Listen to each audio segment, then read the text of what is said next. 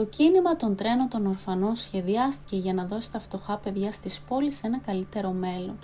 Αντίθετα, πολλοί κατέληξαν στην αγκαλιά των οικογενειών που αναζητούσαν άτομα για εργασία.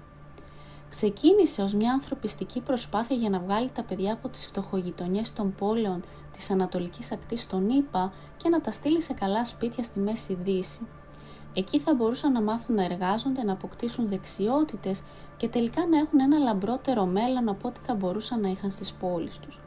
Δεν έπρεπε να είναι ο χειρότερος φόβος ενός παιδιού, αλλά για πολλά από τα παιδιά που βγήκαν από το τρένο των ορφανών σε ξένο έδαφος και στα χέρια ξένων μεταξύ 1854 και 1929, αυτό ακριβώς έγινε. Αν σας αρέσουν τα βίντεο και τα βρίσκετε ενδιαφέρον, κάντε εγγραφή στο κανάλι και πατήστε το like για υποστήριξη.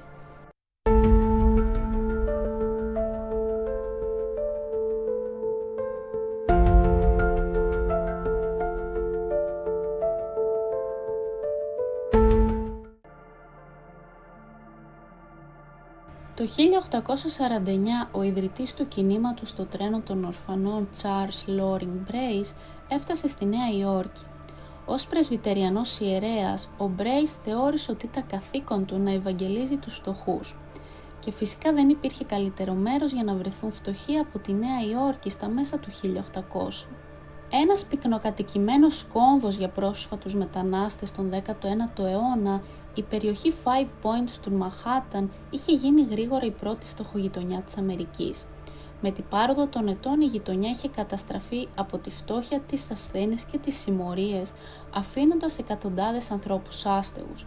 Το 1850 μεταξύ 10.000 και 30.000 παιδιά ζούσαν στους δρόμους ή σε ορφανοτροφία. Για να καταπολεμήσει αυτή την κρίση των αστέγων, ο Brace ίδρυσε την Εταιρεία Βοήθειας των Παιδιών το 1853. Η οργάνωση άρχισε να προσφέρει σε νεαρά αγόρια μαθήματα, ακαδημαϊκή διδασκαλία και οργανωμένα γεύματα. Τελικά η κοινωνία άνοιξε επίσης ένα καταφύγιο για αγόρια γνωστό ως Newsboys Lodging House. Ωστόσο, ο Brace δεν είχε υπολογίσει το συντριπτικό αριθμό των αγοριών που χρειάζονταν στέγαση. Σύντομα το καταφύγιο κατακλείστηκε και ο Brace άρχισε να ψάχνει για εναλλακτικές επιλογές. Καθώς όλο και περισσότερα παιδιά έρχονταν σε αυτό αναζητώντας τροφή και καταφύγιο, ο Brace άρχισε να πιστεύει ότι θα μπορούσαν να είναι καλύτερα έξω από τη Νέα Υόρκη, κάπου θα μπορούσαν να έχουν πρόσβαση σε περισσότερους πόρους και εκπαίδευση. Καθώς έψαχνε σε όλη τη χώρα για πόλεις με οικογένειες πρόθυμες να φιλοξενήσουν παιδιά του δρόμου και εγκαταλελειμμένα μωρά, παρατήρησε ότι υπήρχε επίσης μια αυξανόμενη ανάγκη για εργατικό δυναμικό στη Μέση Δύση. Στο κέντρο της χώρας ζούσαν πολλοί αγρότες οι οποίοι δούλευαν ακούραστα για να συντηρήσουν τα συνεχώς διευρυνόμενα αγροκτήματά τους. Ο Brace πίστευε ότι αυτοί οι αγρότες θα άρπαζαν την ευκαιρία να καλωσορίσουν τα παιδιά στα σπίτια τους, καθώς αυτό θα σήμαινε περισσότερη εργασία για αυτούς. Το φθινόπωρο του 1854 το πρώτο τρένο ορφανών αναχώρησε από τη Νέα Υόρκη για τον Ντοβάγιακ του Μίσιγκαν με 45 παιδιά. Για 4 ημέρες τα παιδιά ταξίδεψαν σε σκληρές ανθυγιεινές συνθήκες, σε σφιχτά βαγόνια τρένου συνοδευόμενα μόνο από έναν ενήλικα, τον Σμιθ από την Κοινωνία Βοήθειας των Παιδιών. Κατά τη διάρκεια του ταξιδιού ο Σμιθ πρόσφερε 2 από τα παιδιά σε επιβάτες ποταμόπλοιων, χωρίς να ελέγξει πρώτα τις αναφορές των ενηλίκων. Επίσης πήρε ένα άλλο αγόρι που ισχυρίστηκε ότι ήταν ορφανό, αλλά ποτέ δεν επαληθεύτηκε αυτός ο ισχυρισμός. Μόλις τα παιδιά έφτασαν στο Μίσιγκαν, οι ντόπιοι αγρότες και έμποροι συγκεντρώθηκαν για να τα δουν. Σύμφωνα με το Σμιθ, εκείνοι που ήλπιζαν να πάρουν ένα παιδί έπρεπε να έχουν συστατικές επιστολές από το πάστορά τους και από έναν ειρηνοδίκη. Ωστόσο, δεν υπάρχει καμία απόδειξη ότι επιβλήθηκε ακόμη και αυτή η μικρή απέτηση. Από τα 45 παιδιά που έφτασαν με το τρένο των ορφανών, μόνο 8 έμειναν μέχρι το τέλος της εβδομάδας. Αυτά τα 8 στάλθηκαν μόνο τους με τρένο στην Αϊόβα σε ένα τοπικό ορφανοτροφείο. Με την επιτυχία του πρώτου τρένου ορφανών, η Εταιρεία Βοήθειας των Παιδιών οργάνωσε αρκετά άλλα.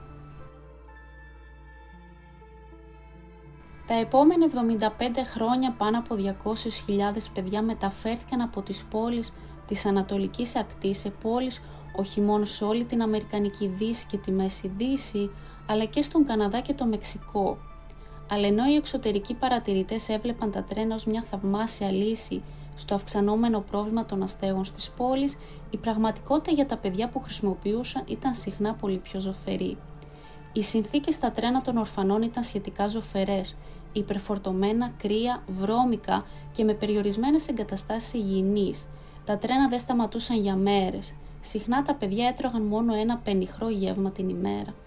Παρόλο που τα τρένα ονομάζονταν τρένα των ορφανών, πολλοί από τους επιβάτες τους δεν ήταν ορφανά. Στην πραγματικότητα τουλάχιστον το 25% από αυτούς είχαν ακόμα 2 ζωντανούς γονείς και σε πολλές περιπτώσεις δεν τους είπαν που πήγαιναν πριν τους στείλουν.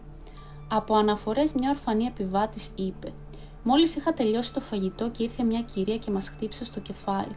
Θα πας στο Τέξας». Πηγαίνει στο Τέξας. Μερικά παιδιά χτύπησαν τα χέρια και γέλασαν.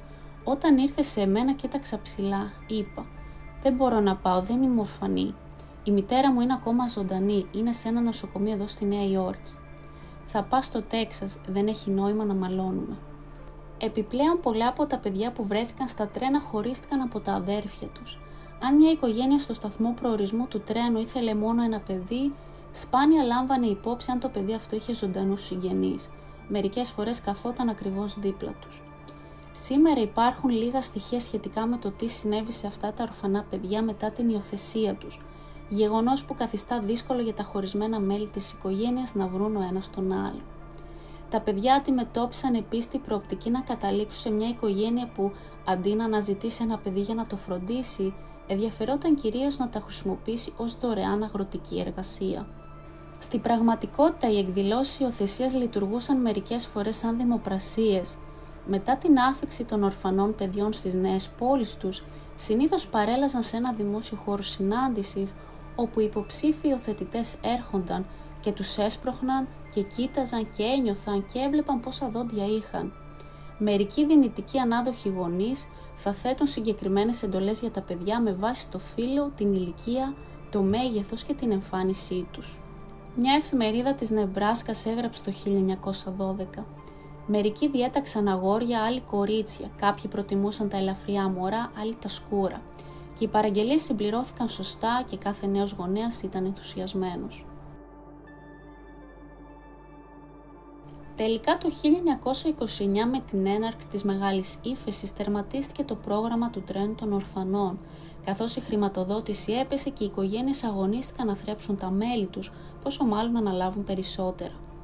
Πριν από την κατάρρευσή του, το κίνημα του τρένου των ορφανών αντιμετώπισε επίσης μια επίθεση δημόσιας κριτικής. Ομάδες κατήγγειλαν το πρόγραμμα ως μια εκδοχή της δουλείας με συμβόλαιο και αμέτρητοι γονείς κατέθεσαν αγωγές εναντίον της οργάνωσης, ελπίζοντας να ανακτήσουν τα παιδιά τους που είχαν αποσταλεί σε τρένα ορφανών. Ακόμα και ο ίδιος ο Μπρέις αμφισβήτησε την ηθική της δουλειάς του. Όταν ένα παιδί του δρόμου στέκεται μπροστά σας με κουρέλια, με ένα πρόσωπο γεμάτο δάκρυα, δεν μπορείτε εύκολα να το ξεχάσετε. Κι όμως είσαι περδεμένος τι να κάνεις, αμφιβάλλεις πόσο μακριά πρέπει να πας. Όσο αμφιλεγόμενο κι αν ήταν το κίνημα του τρένου των ορφανών, άνοιξε το δρόμο για το σύγχρονο διάδοχό του, το σύστημα ανάδοχων παιδιών. Εμπνευσμένοι από την ιδέα του Μπρέις να τοποθετήσουν τα καταπιεσμένα παιδιά σε στοργικές οικογένειες αντί για ιδρύματα, οι τοπικές υπηρεσίες και οι κυβερνήσεις των πολιτιών καθιέρωσαν ένα παρόμοιο, αν και πολύ πιο προσεκτικά λεγμένο σύστημα που εξακολουθεί να ισχύει σε εθνικό επίπεδο σήμερα. Αυτό ήταν το σημερινό μας βίντεο. Τι άποψη έχετε για το κίνημα? Πείτε μας τη γνώμη σας κάτω στα σχόλια. Αν σας αρέσουν τα βίντεο και τα βρίσκετε ενδιαφέρον, κάντε εγγραφή στο κανάλι, πατήστε το like και το κουδουνάκι για να μην χάνετε κανένα νέο βίντεο.